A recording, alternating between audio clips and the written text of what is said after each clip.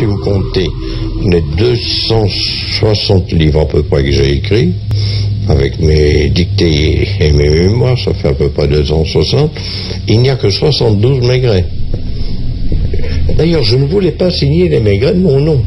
Mon éditeur me demandait, mais trouvez-moi un bon pseudonyme. Je lui envoyais des listes de pseudonymes. Il me disait, non, ça ne va pas, ça ne va pas. Mais quel est votre nom, en fait? Parce que tout le monde m'appelait Sim, le petit Sim. Alors, je dis, bien, Simenon. Mais il dit, voilà, ça y est. Bonsoir, Marie Clapsabo, trossez ben vos scottes quand vous irez. Bonsoir, Marie Clapsabo, trossez ben votre scotte quand vous irez. C'est du wallon d'ailleurs.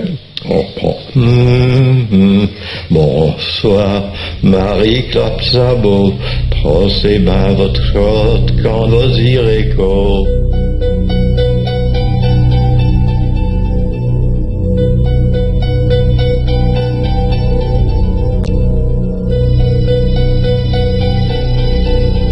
Pourquoi les hommes lisent?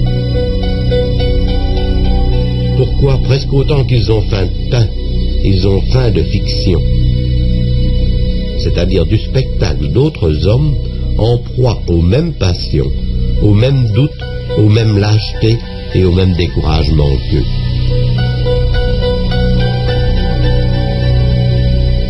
On dirait que depuis les temps les plus reculés, la peur de la nature, la peur des fauves, la peur des autres hommes, celle de la souffrance et celle de la mort, toutes ces peurs-là, tantôt se sont succédées, tantôt se sont accumulées, donnant naissance par réaction à des mythes, à des images plus ou moins idéales dans lesquelles l'homme s'était forcé de se reconnaître.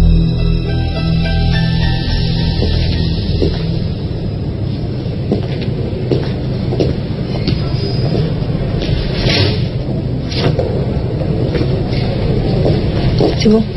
Vous voyez, mademoiselle, quand je suis arrivé ici, on m'a fait comprendre que j'étais un étranger. Ça a pris du temps, mais peu à peu, j'ai eu le sentiment qu'on m'avait adopté. J'ai fait tout ce que je pouvais pour ça.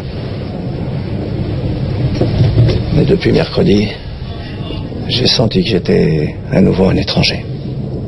Et que ça faisait plaisir à beaucoup de gens de me faire souffrir. Beaucoup. Je vous souhaite de jamais connaître ça.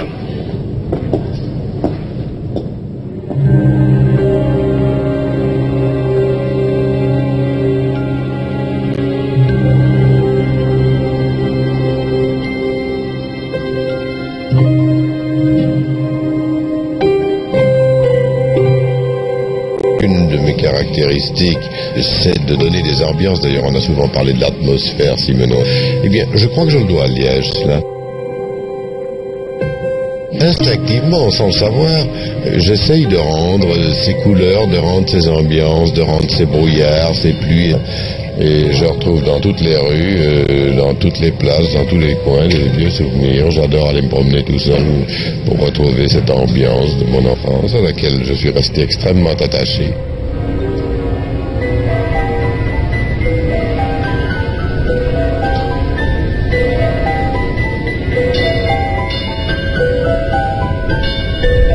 Je suis né dans une rue tout à fait banale, c'est-à-dire dans une rue du centre de la ville avec 2 tramways, etc.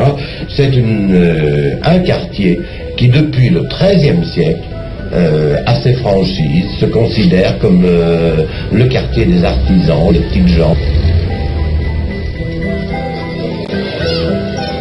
Il y a eu un nombre d'oncles et de tantes énorme. On vivait tous en vase clos dans un même quartier, donc j'ai connu un échantillonnage assez grand de personnages humains, de familles avec leurs enfants, leurs joies, leurs maladies, leur bonheur, etc. Du côté de mon père, nous appartenions aux petites gens artisanales. C'était tous artisans. Mon père était comptable, c'était le seul qui était l'intellectuel de la famille, parce qu'il était comptable. Vous voyez quel degré d'intellectualité. Et du côté de ma mère, qui étaient des flamands alors là, c'était des insatisfaits, des gens plus individualistes, chacun vivait sa vie, chacun essayait rageusement à faire fortune, à sortir.